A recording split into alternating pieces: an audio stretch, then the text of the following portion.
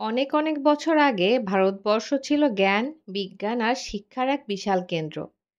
সেই সময়ে জন্ম নিয়েছিলেন এক প্রতিভাবান মানুষ, যিনি গণিত ও জ্যোতির্বিজ্ঞানের এক নতুন অধ্যায় রচনা করেছিলেন। তিনি এমন কিছু সূত্র আবিষ্কার করেছিলেন যার উপর দাঁড়িয়ে আছে আধুনিক বিজ্ঞান। আসসালামু আলাইকুম প্রিয় বন্ধুরা, welcome back to our channel let's learn with Eva and kiddos. আমি মুসলিমা ইভা। প্রতি সপ্তাহের মতো আজ তোমাদের নিয়ে যাচ্ছি সময়ের বহু বছর আগে একজন বিস্ময়কর বিজ্ঞানীর জগতে, যিনি গণিত আর জ্যোতির্বিজ্ঞানের ইতিহাসে নিজের নাম স্বর্ণাক্ষরে লিখে গেছেন। তিনি হলেন ভাস্করাচার্য। চলো তাহলে শুরু করা যাক আজকের জ্ঞানে ভরপুর যাত্রা। ভাস্করাচার্যের জন্ম হয় 1114 খ্রিস্টাব্দে ভারতের কর্ণাটক রাজ্যের বিজাপুর গ্রামে। তার পিতা মহেশ্বর ছিলেন একজন জ্যোতির্বিদ। ছোট ভাস্কর রাতের আকাশে চাঁদ তারা দেখতেন আর ভাবতেন, ওরাও এত সুন্দর করে জ্বলছে কেন? চাঁদ কেন কখনো অর্ধচন্দ্র কখনো পূর্ণিমা হয়? এই কৌতূহলে একদিন তাকে বানায় ভারতের অন্যতম সেরা বিজ্ঞানী। ছোটবেলা থেকেই ভাস্কর ছিলেন খুব মনোযোগী ছাত্র। বাবা তাকে শেখাতেন সংখ্যা, গ্রহ আর আকাশের রহস্য।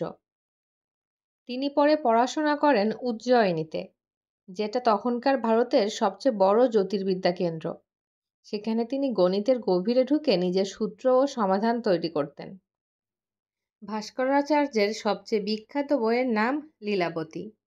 এখানে তিনি অঙ্ক, ভাগ, গুণ, ভগ্নাংশ সব সহজভাবে গল্পের মতো করে বুঝিয়েছেন।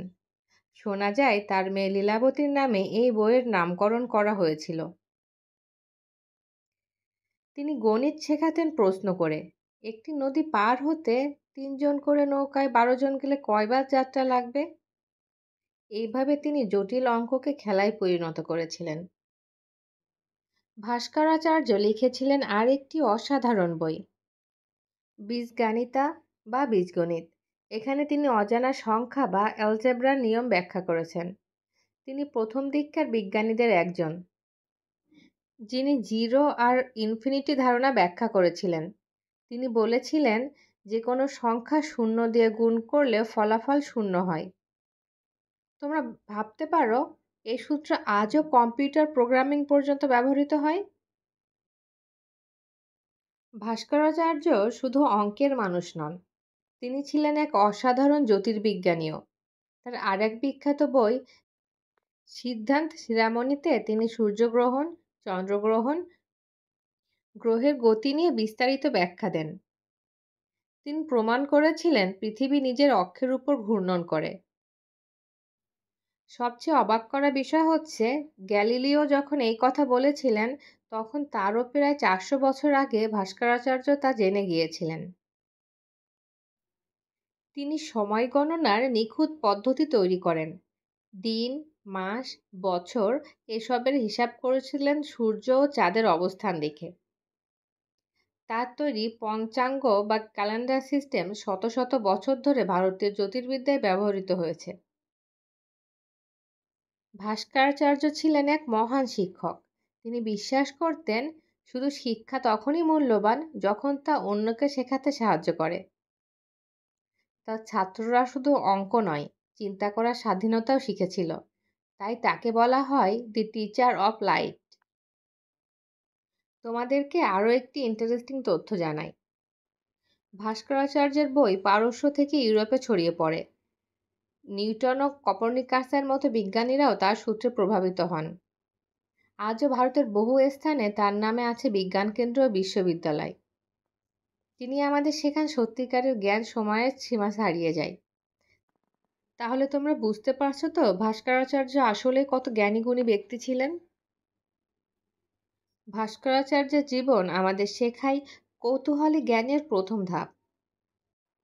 যদি প্রতিদিন আমরা নতুন কিছু জানার চেষ্টা করি, তবে একদিন আমরাও হতে পারি নতুন যুগের বিজ্ঞানী।